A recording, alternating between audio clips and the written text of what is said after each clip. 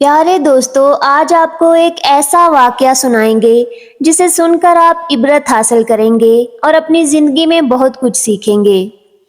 میرا نام رحمت بی بی ہے اور میں مردوں کو غسل دیتی تھی۔ جب میں ایک جوان عورت کے جنازے کو غسل دینے گئی تو مجھے وہ زندہ لگی، لیکن اس کی سانس نے وہی کھڑے کھڑے فوراً مجھے 50,000 دے کر چپ کرا دیا۔ میں لالچ کے مارے رات کو اسی عورت کی قبر پر گئی تاکہ اس کا زیور بھی اتار لوں، لیکن جیسے ہی میں نے قبر کی مٹی ہٹائی تو میرے پاؤں تلے سے زمین کھسک گئی۔ میں جب بھی بابا کی قبر پر دعا کرنے قبرستان جاتی، مجھے ایک بے نام سی قبر کے پاس ایک عورت بیٹھی ملتی جو ہمیشہ رو رہی ہوتی اور معافیا مانگ رہی ہوتی۔ مجھے اس کا رونا بہت عجیب لگتا، حالانکہ چہرے سے وہ کافی کرہت لگ رہی تھی۔ ایک دن مجھ سے رہا نہ گیا، میں نے اس سے پوچھا، اگر آپ برا نہیں مانے تو مجھے اپنا دکھ بتا سکتی ہو، میں آپ کی کوئی مدد کر دوں۔ آپ کیوں روتی ہو اور یہاں پر کیوں بیٹھی ہو؟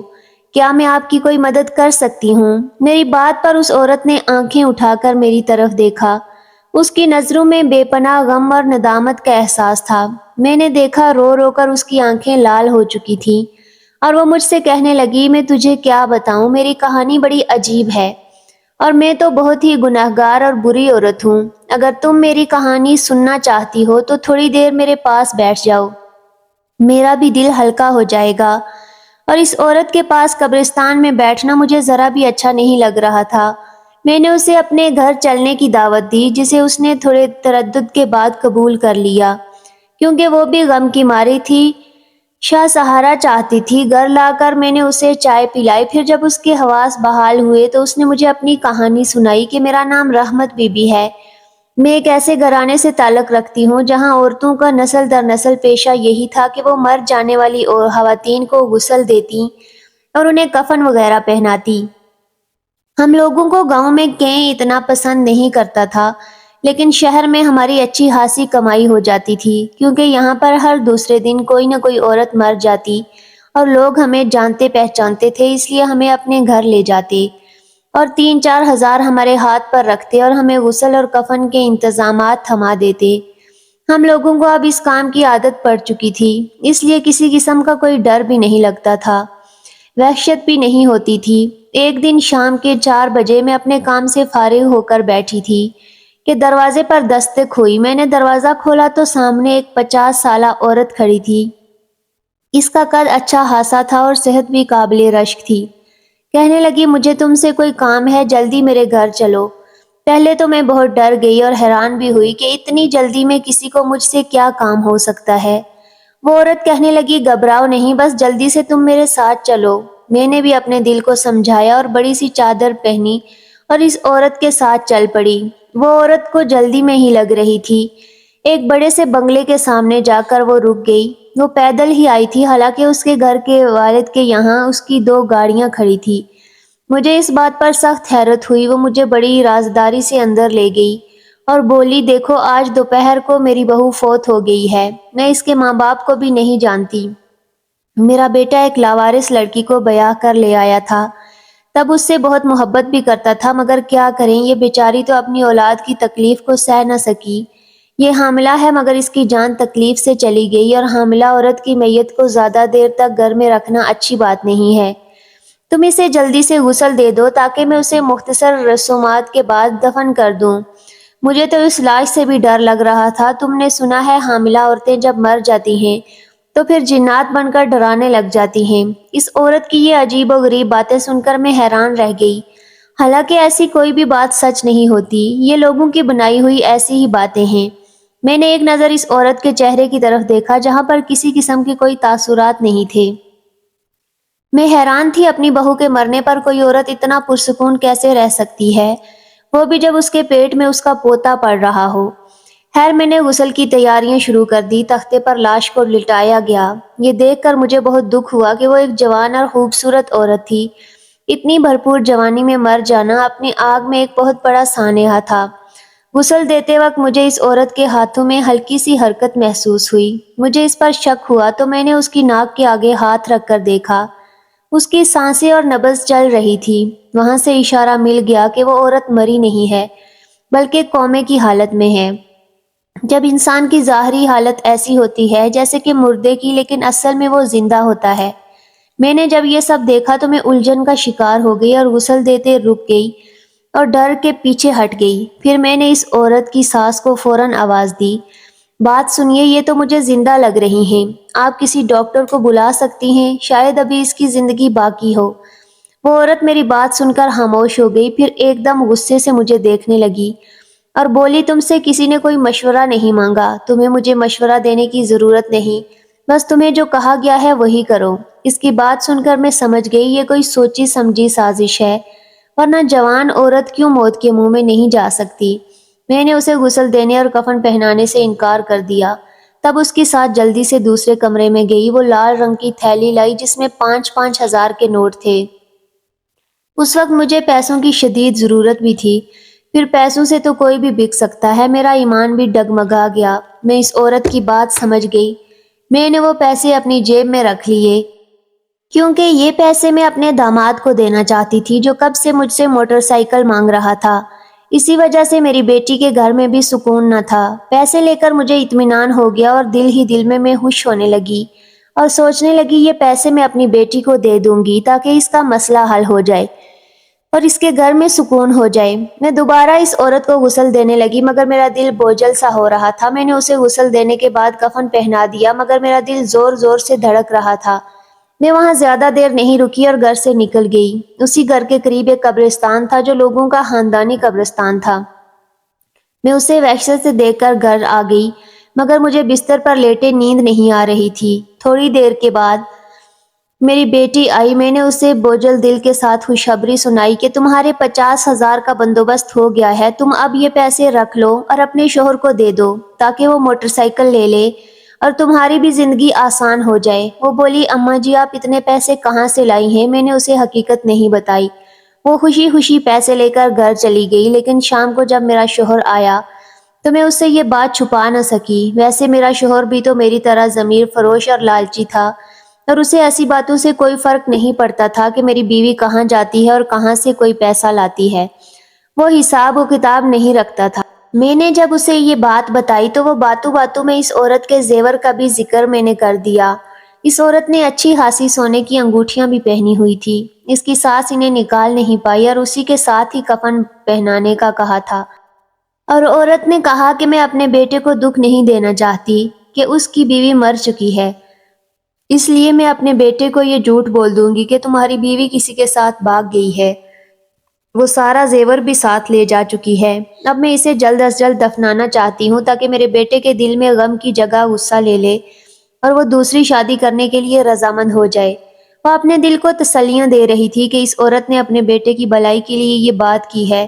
ظاہر ہے وہ اپنے بیٹے کو غم میں مبتلا نہیں کرنا چاہتی تھی۔ کون ماں چاہتی ہے کہ اس کا بیٹا پردیس میں ہو اور اس کو اتنا بڑا غم سنا دیا جائے کہ اس کا سکون اطمینان سب برباد ہو جائے۔ میں سب باتیں غم میں کر رہی تھی لیکن میرے شوہر نے میری ایک نہ سنی اور مجھے ایک نئی بات سنا دی اور کہنے لگا کہ اب وہ زیور ہمیں نکالنا ہی پڑے گا، ورنہ اس مردے کو بھی عذاب ہوگا اور ہمیں بھی گناہ ہوگا۔ ویسے بھی اب اس سب میں ہمارا قصور نہیں، اگر یہ ایک جگہ چیز ضائع ہو رہی ہے تو ہمارا حق ہے کہ ہم اسے استعمال کریں، ہم اسے اپنی بیٹیوں کی شادی کریں گے۔ لیکن میں اس بات پر ذرا بھی رضامند نہ ہوئی۔ میرا شوہر بولا، تمہیں سمجھ کیوں نہیں آ رہی؟ اپنے شوہر کی یہ بات سن کر میرا دل عجیب سا ہو گیا۔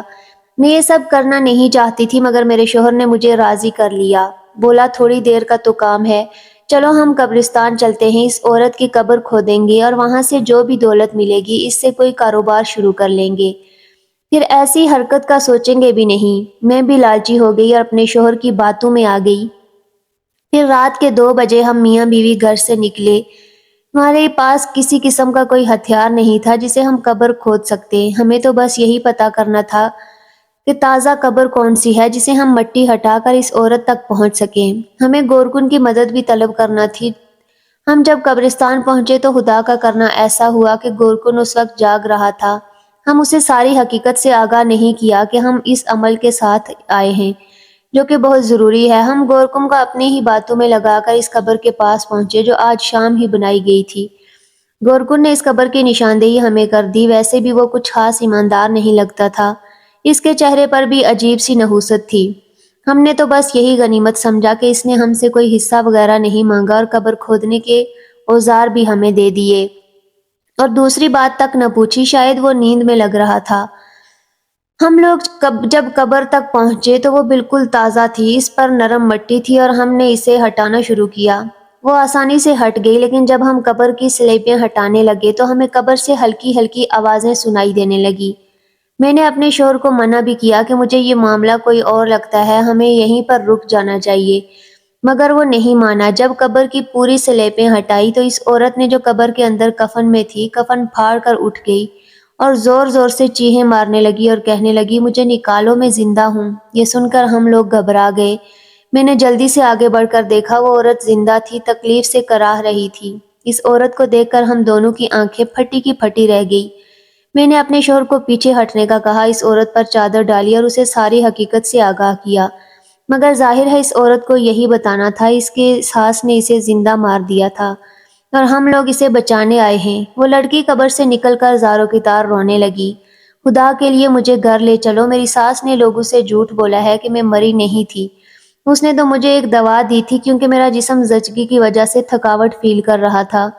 میری ساس نے مجھے دوا دی تھی اور کہنے لگی، اس کو دودھ کے ساتھ کھا لو، تمہیں آرام آ جائے گا۔ میں نہیں جانتی تھی کہ وہ کیا سوچ رہی ہے۔ اس عورت کی درد بھری کہانی سن کر میرے اندر کی سوئی ہوئی انسانیت جاگ گئی۔ میں اور میرا شوہر اسے لے کر آئے، اگرچہ میرا دل تو اس کی طرف سے صاف تھا، مگر شوہر نے اس کے دوسرے کمرے میں جاتے مجھے اکیلے میں بلا کر کہا، سنو، یہ تو سارا کھیل الٹ ہو گیا، ہم اس عورت سے فائدہ اٹھانے گئے تھے، مگر یہ تو ہمارے گلے ہی پڑ گئی ہے۔ میں نے شوہر کو جواب دیا، ہاں تو کیا ہوا، ہمیں بھی تو تھوڑی انسانیت دکھانی چاہیے۔ میں نے اپنے شوہر کو ڈانٹ دیا، اگر تم اس عورت کا خیال نہیں رکھ سکتے تو میں اس عورت کی دیکھ بھال کروں گی، میں جانتی ہوں انسانیت کیا چیز ہوتی ہے۔ مگر میری بات پر میرا شوہر غصے ہو کر گھر سے نکل گیا۔ میں اس لڑکی کے پاس چلی گئی اور اسے کھانا وغیرہ دیا۔ جب وہ کھانا کھا کر فارغ ہوئی تو میں نے اس کے پاس بیٹھ کر اس کی حقیقت جاننا چاہی۔ تو میں نے اسے سوال کیا، آخر ایسے کیا ہوا کہ اس کی ساس نے اس کو دعا دے کر قبر میں دفنانے کی اتنی جلدی کی؟ تب اس نے مجھے بتایا، وہ ایک امیر گھرانے کی بہو ہے، اس کے ماں باپ بچپن میں فوت ہو گئے تھے، وہ اپنے چچا کے پاس رہتی تھی اور بوڑھی عورت جس کا نام آمنہ تھا، یعنی میری ساس نے اپنے بیٹے کے لیے میرے چچا سے میرا رشتہ مانگ لیا۔ میں پہلی نظر میں ہی اپنے شوہر کو پسند آ گئی۔ جب میں بیاہ کر اپنے سسرال آ گئی تو میری ساس نے پہلے دن سے ہی یہ واضح کر دیا کہ وہ صرف اور صرف بیٹا پیدا کروانا چاہتی ہے، اسے پوتے چاہیے، اس کے علاوہ اسے اپنی بہو سے اور کچھ نہیں چاہیے۔ مگر یہ بات میری سمجھ میں نہ آئی کہ میں بیٹا پیدا کرنے میں قادر نہیں تھی۔ میری جب پہلی بیٹی پیدا ہوئی تو ساس نے برداشت کر لیا، مگر دوسری بات جب میں امید سے ہوئی تو ساس نے پہلے دن سے یہ کہنا شروع کر دیا کہ اگر اس بار بھی بیٹی پیدا ہوئی تو میں تمہیں اپنے گھر سے نکال دوں گی۔ میری ساس نے پہلے دن سے ہی میرے دن گننا شروع کر دیے۔ تیسرے چوتھے مہینے جا کر الٹرا ساؤنڈ کروایا اور ڈاکٹر سے پوچھا کہ اس بچے کی جنس کیا ہے۔ ڈاکٹر نے جواب دیا کہ پیدا ہونے والا بچہ لڑکی ہوگی۔ تو ساس نے طرح طرح کے ہیلے بہانے کر کے میرا بچہ ضائع کرانے کی بہت کوشش کی تھی، مگر ایسا نہ ہو سکا۔ اس نے اپنا آخری وار اس طرح چلایا اور اس نے مجھے نیند کی اتنی ساری گولیاں دے دی کہ یہ پکی پکی سو جائے اور اٹھ بھی نہ سکے، لیکن میں نے دودھ کا صرف آدھا گلاس پی کر باقی چھوڑ دیا۔ شاید اسی وجہ سے میری جان بچ گئی، ورنہ میں واقعی سچ مچ مر جاتی۔ میں لڑکی کی باتیں سن کر سوچ میں پڑ گئی کہ اچھا، اس کی ساس جب مجھے لینے آئی تھی تو اس لیے کافی جلدی میں لگ رہی تھی، اور اس کا صاف صاف مطلب تو یہی تھا جس نے اپنی بہو سے جان چھڑانے کی کوشش کی ہے، کیونکہ اس کا بیٹا اس سے بہت پیار کرتا تھا۔ طلاق یا چھوڑنے کا تو سوال ہی پیدا نہیں ہوتا تھا، اس لیے آمنہ بیگم کے دل میں یہی خیال آ گیا اور اس نے سازش بنا کر اپنی بہو کے ساتھ اتنا بڑا ظلم کر دیا کہ وہ لڑکی روئے جا رہی تھی۔ میں نے کہا، بیٹی تم فکر نہیں کرو، اگر تم اپنے گھر جانا چاہتی ہو تو ہم تمہیں پہچانیں گے، تم اپنے شوہر کے ساتھ ایک الگ زندگی شروع کرنا۔ تب وہ بولی، اب میں اپنے گھر نہیں جا سکتی، مجھے اس گھر میں اپنی جان کا خطرہ ہے، اپنا بچہ پیدا ہونے تک میں کسی محفوظ جگہ پر رہنا چاہتی ہوں، اگر تم مجھے اپنے گھر میں پناہ دے دو تمہاری مہربانی ہوگی، ورنہ میں کہیں اور چلی جاؤں گی۔ اس لڑکی کی درد بھری باتیں سن کر میں بھی جذباتی ہو گئی۔ تھوڑی دیر کے بعد ریاض منہ بنائے گھر آ گیا۔ رات کافی زیادہ ہو چکی تھی۔ میں نے اس لڑکی کو اپنا خیال رکھنے کا کہا اور اپنے کمرے میں چلی گئی۔ ریاض ابھی بھی ناراض بیٹھا تھا اور اسے میری یہ حرکت اچھی نہیں لگی تھی، مگر اس نے تو مجھے ڈرانا شروع کر دیا۔ بولا، دیکھو تم بھول رہی ہو، اگر یہ عورت زندہ بچ گئی تو یہ ہم سب کو بھی پھنسوا دے گی۔ انہوں نے اس کی ساس سے 50,000 روپے کی رقم لے لی۔ اگر اس نے اپنی ساس پر الزام لگایا تو وہ یہ بات بھی اگلے دن کرے گی، اس کی تو کسی اور طرح کہاں سے نکال کر یہاں لائی ہو۔ اس لیے میں تمہیں سمجھا رہا ہوں، بہتر یہی ہے کہ لڑکی جہاں تھی وہاں چلی جائے۔ ویسے بھی لوگ تو جان ہی گئے ہوں گے تو یہ گھر سے بھاگ گئی ہے یا پھر اس کی زندگی ختم ہو گئی ہے، تو پھر کیا ضرورت ہے ہمیں سارے معاملے میں پڑنے کی؟ بہتر ہے کہ یہ اپنے ٹھکانے پر واپس چلی جائے۔ ریاض کی بات سن کر میں دنگ رہ گئی۔ سوچ بھی نہیں سکتی تھی کہ ریاض کتنا سنگ دل ہو سکتا ہے۔ میں نے ریاض کو سمجھانے کی کوشش کی کہ جو تم سوچ رہے ہو وہ انسان نہیں ہے، سوچ سلوک ایسا کسی بھی انسان کے ساتھ نہیں کرنا چاہیے۔ خیر ہم بحث کرتے کرتے سو گئے۔ جب صبح اٹھے تو میرے گھر کی حالت بالکل بدلی ہوئی تھی، اور گھر میں نہ وہ لڑکی تھی اور نہ ہی میرا شوہر۔ میرا دل کانپ کر رہ گیا۔ خدا جانے کیا ہو گیا ہے، میری آنکھ کیوں نہ کھلی؟ پھر میں سوچنے لگی کہ میرے شوہر نے رات کو مجھے کچھ سنگھا تو نہیں دیا تھا، جس وجہ سے میں گہری نیند سو گئی تھی۔ فوراً سے اٹھ کر اپنے کپڑے جھاڑنے لگی۔ میں نے دیکھا پورا گھر دائیں بائیں دیکھ رہا تھا۔ میں نے جلدی سے باہر جا کر دیکھا، اس جگہ پہنچی جہاں سے ہم نے اس لڑکی کو نکالا تھا۔ میں نے جا کر دیکھا کہ اب جوں کہ توں بھی اس پر ویسے ہی مٹی ڈلی ہوئی تھی، اور میرے شوہر ریاض کا بھی کچھ اتا پتا نہیں تھا۔ جب شام ہوئی تو ریاض خود ہی گھر آ گیا۔ میں اس پر برس پڑی، ریاض تم نے کیا کیا؟ وہ عورت کہاں گئی؟ تم نے اسے کہاں چھپایا ہے؟ مار تو نہیں دیا؟ میرا شوہر غصے سے بولا، میں کیوں اسے ماروں گا؟ میں صبح تہجد کے وقت اٹھا تو وہ ٹھنڈی پڑی ہوئی تھی، اس کا جسم اکڑ رہا تھا۔ میں نے سوچا کہ اس سے پہلے ہم پر کوئی مصیبت آئے اس لاش کو ٹھکانے لگا آتا ہوں، اور تم سمجھتی کیوں نہیں ہو ایسی لاش کو گھر میں رکھنا کوئی عقل مندی کی بات نہیں ہوتی۔ ریاض کی بات سن کر میرا تو سر چکرا گیا۔ خدا جانے اس نے اس لڑکی کو کہاں پھینکا ہوگا۔ میں نے اسے لاکھ پوچھنے کی کوشش کی، مگر اس نے مجھے کوئی جواب نہیں دیا۔ میں مایوس ہو کر بیٹھ گئی، اپنے اللہ سے معافی مانگنے لگی۔ مجھ سے غلطی ہو گئی۔ اب میں سوچ رہی تھی کہ اس غلطی کا ازالہ کیسے کروں، مگر اس کی نوبت نہیں آئی۔ مکافات عمل نے ہمیں ہمارے کیے کی سزا دے دی۔ شام کو ہی میری بیٹی کے گھر سے خبر آئی کہ اس کا شوہر ایکسیڈنٹ میں اپنی جان سے ہاتھ دھو بیٹھا ہے۔ میرا داماد منیر کرائے کی گاڑی چلاتا تھا، جس کی وجہ سے اس کی آمدنی آتی تھی، مگر وہ اپنی موٹر سائیکل لینا چاہتا تھا تاکہ وہ اپنی آمدنی کو بڑھا سکے۔ میں نے اپنی بیٹی کو 50,000 روپے بھی اسی لیے ہی تو دیے تھے، لیکن اب میرا داماد اس دنیا میں نہ رہا تھا، اور ان پیسوں کا میری بیٹی نے کیا کرنا تھا؟ میری بیٹی کے بیوہ ہونے پر میرا دل دہل کر رہ گیا، مگر میرا شوہر اس سب کے باوجود بھی باز نہیں آیا۔ اسے تو گویا ایک مشغلہ مل گیا تھا، لوگوں کی بنی بنائی دولت اپنے ہاتھوں سے لوٹنے کی۔ اسی وجہ سے میں نے اپنے شوہر کو چھوڑ دیا۔ اب میں اللہ تعالیٰ کی عبادت کرتی ہوں، اس سے معافی مانگتی ہوں، وہ میرے اس گناہ کو بخش دے، ورنہ میں جانتی ہوں قیامت کا عذاب بڑا سخت ہے۔ میں نے کئی عورتوں کو غسل دیے ہیں، کئی عورتوں کا کفن تیار کیا، میں جانتی ہوں اللہ تعالیٰ کے عذاب سے ڈرتی بھی ہوں۔ خدا میں نے اس گناہ کو معاف کر دے۔ اس قبر پر بیٹھ کر اس عورت سے بھی معافی مانگتی ہوں، میں نہیں جانتی میرا رب مجھے معاف کرے گا یا نہیں۔ اتنا کہہ کر وہ عورت خاموش ہو گئی۔ میں جانتی تھی کہ اس کا ضمیر کا بوجھ کبھی ہلکا نہیں ہوگا، کیونکہ جو ظلم جس نے کیا تھا وہ قابل معافی نہیں تھا۔ میں نے اسے اس کے دل کی تسلی کے لیے کچھ وظائف بتائے، نماز کی پابندی کرنے کا کہا، اور پھر اسے اپنے گھر سے رخصت کر دیا، جس کے جانے کے بعد میں آج کافی دیر تک اس کے بارے میں سوچتی رہی۔ آج بھی جب میں اس صورت کو یاد کرتی ہوں تو میری آنکھوں میں بے اختیار آنسو آ جاتے ہیں۔ پیارے دوستو، یہ درد بھرا واقعہ آپ کو کیسا لگا؟ میں امید کرتی ہوں کہ آپ سب کو یہ واقعہ بے حد پسند آیا ہوگا۔ مزید ایسی اچھی اسلامک ویڈیوز دیکھنے کے لیے میرے چینل کو سبسکرائب کریں۔ ملتے ہیں آپ سے اگلی ویڈیو کے ساتھ، تب تک کے لیے اپنا خیال رکھیے گا۔ اللہ حافظ۔